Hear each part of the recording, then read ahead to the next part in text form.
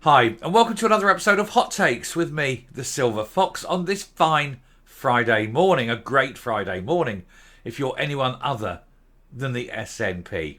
Now, this is absolutely positively the last video on Rutherglen. It's been a long journey. We've travelled this journey together. We've finally got there. Now, I did do the video at about 2 o'clock this morning. I stayed up, watched the results show, and as soon as the results were announced, sort of skittered upstairs, turned the computer on, did that video, and we got the results out, and I sort of gave my impressions of what it was like at the count. But there was no real analysis because obviously it was far too soon for anyone to have done up crunch numbers and things like that. Now they have, and so I'm just going to do this by way of rounding off this absolute marathon, this slog of a journey that we've all been through. And it really doesn't make good news at all for the SNP. Humza Yousaf will be looking at the same figures we're going to look at, and he'll realise that perhaps the jig is up, because he will see that, 6-7 months into his leadership, things are going backward very quickly. This was the poll that counted. All the sort of the polls that had in the run-up and that showed nothing like what has happened. This result was actually a shock. The fact that Labour won it wasn't the shock. It's the manner in which they won it. John Curtis himself sat in the studio last night and said, well, if Labour get a 10% swing, he said that will be a remarkable result. Labour will be ecstatic, he said, because that will give them, major impetus going forward. And then they get a just over 20% swing. It's an immense amount. And it absolutely destroys the SNP going forward. But we're going to take a look at this and see what's going on. And as I say, I promise this will, unless something miraculous happens, this will now be the end of the Rutherglen story, and not before time. Here goes. So Rutherglen by-election result suggests the SNP are at risk of losing 31 seats in the 2024 bloodbath. So next year's general election, if the results of this hold true, the SNP are going to lose 31 seats. This will make Labour the biggest party of Scotland. That is astonishing. That is such a massive loss for the SNP.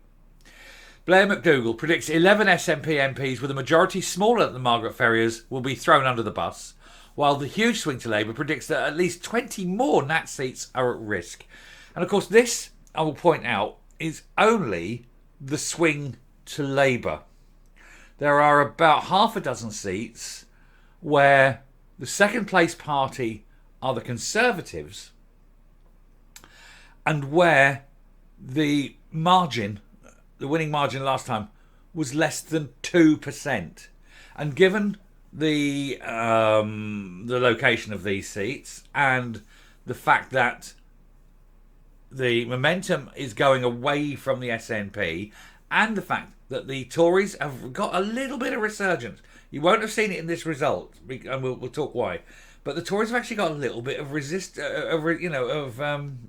bounce back ability, if you will.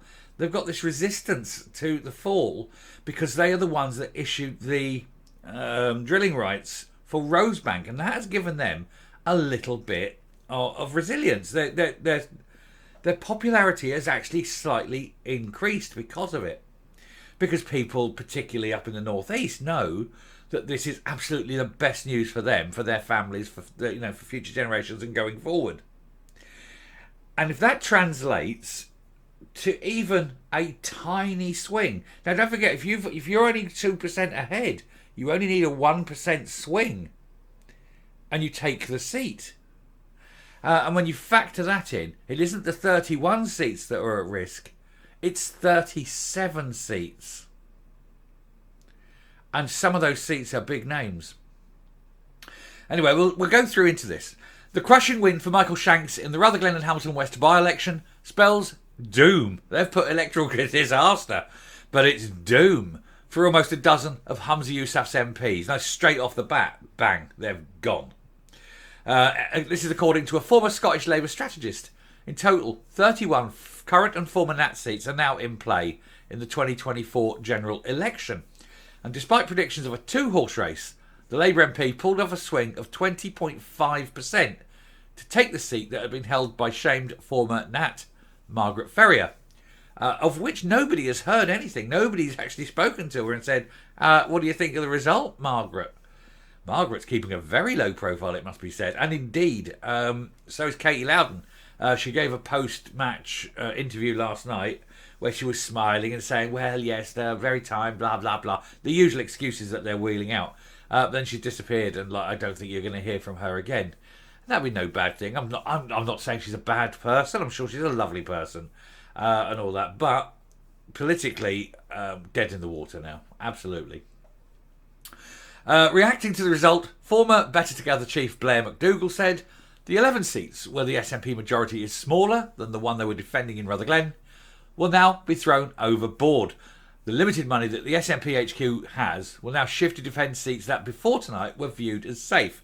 Yeah, they're not going to waste money, time and effort trying to defend seats that they know are not going to win. They'll basically just go, look, we've got to accept that they've gone, we'll go on. And some of these seats are good seats for Labour to take in terms of wiping out the people that are in them. Miss Ferrier had a majority of 5,230, and the 11 Nats whose electoral cushion is smaller than that are Angela Crawley of Lanark and Hamilton East next door, 5,187. Chris Stevens, we won't go through all the details, but we'll just say the names. Chris Stevens of Glasgow, South West. John Nicholson. Now there's a name. There's one you'd like to take out, isn't it? Brendan O'Hara.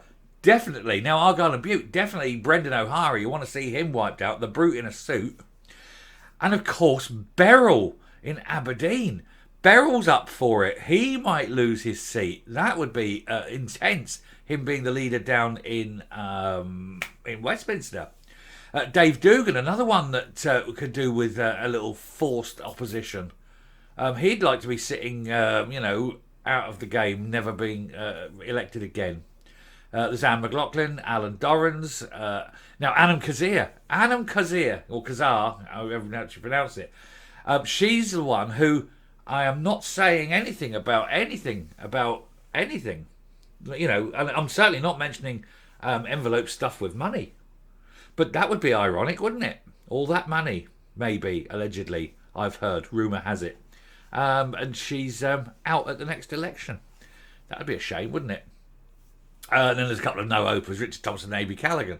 But they're there. But there's some big names. I mean, Stephen Flynn losing his seat would be astonishing, especially as he has his idea, or he's got his eye rather, on a run for leader. I think he's got plans to run for leadership. And he won't be able to do that if he doesn't have a constituency, will he? That could be fantastic news. Anyway, in addition, the marginal seats belonging to former SNP MPs Kenny McCaskill, Angus MacNeil, Neil Hanvey, also confirmed to be at risk. I wouldn't necessarily write off Angus MacNeil. I know he's an awful person and all, but he does seem to be a bit popular in the Western Isles for some weirdly inexplicable reason. But I think he probably will go, but I wouldn't necessarily rush to put a bet on it, put it that way. All of the 14 of these constituencies are now easily winnable for Labour, and of course they are. Notably, this list of Labour target seats include the Westminster leader Stephen Flynn, as we mentioned, old Beryl's in trouble, and the charmless chief whip and enforcer Brendan O'Hara. Now, nobody would cry about him leaving, especially Angus MacNeil. I think Angus MacNeil, if he lost, would be quite happy losing if Brendan O'Hara lost as well. It's like, I've lost, but at least you've lost too. It's a pact of doom, isn't it, really? And Anam Kazar, his rumoured, and I hasten to say rumoured ex-lover, as well as alleged, possibly, as the rumours have, and I'm not saying at all, purchaser of seats, maybe, possibly, the rumour has it, allegedly. In addition, however, the swing of 20.5% suggests that a further 17 SNP MPs are vulnerable. And again, I'm not going to go through the details, but there are Douglas Chapman highlights. Douglas Chapman, definitely love to see him go. Patricia Gibson, she can go. Alison Thewlis, now that would be a big hitter to take out. Grady, we know he isn't being picked, so he's going to go anyway. But there we are. David Linden, and that'd be both the cousins, because Jordan's already gone, hasn't he, as a counsellor? So that'd be both the Linden boys. Pete Wishart, oh my word, that would be a marvellous one to see. Bye, Pete, bye, because he's bonkers, isn't he? Stephen Bonner, Kirsten Oswald, wow. Now, if you could take Kirsten Oswald out, that would have a repercussion. She's the fourth one of the three, isn't she? She's the one up there with all the finger on the pulse in terms of the books and things. Someone who should definitely have been investigated by the police and certainly questioned by the police. Strange that she wasn't. So yeah, there are some big names looking to lose their seats, and I think I cannot now wait for the next general election. Don't care who wins, so long as the SNP lose. And there's some massive names in there. Anyway, just to round off, in total, the Rutherglen and Hamilton West by-election result, overturning a majority of 5,230 on a swing of 20.5% to Labour. That's an immense amount. That is stunningly good.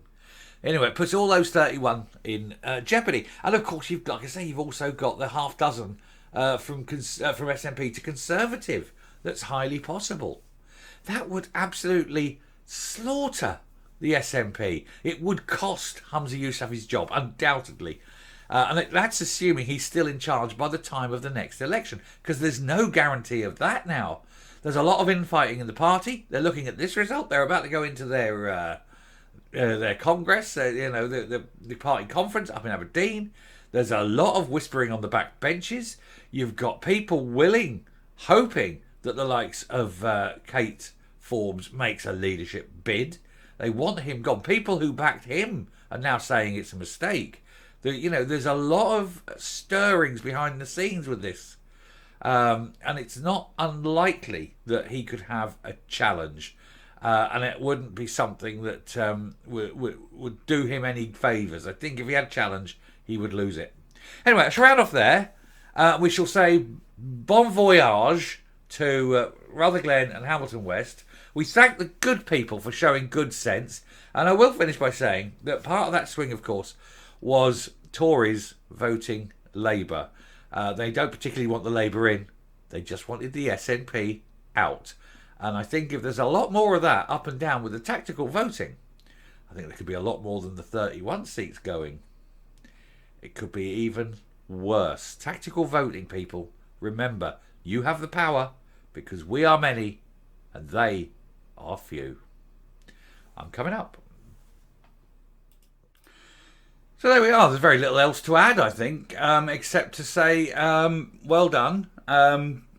It's a bloody nose for Humza. It weakens his position, and hopefully it will weaken it to such a point that the challenge will come. And I will round off here, and I will say one thing. I'm just going to round off with this now, and that is, I'd like to leave you with my how can I put it? My feelings, my emotional outpouring, something I want to do from the heart to Katie Loudon, and that's so long, farewell, auf Wiedersehen, adieu.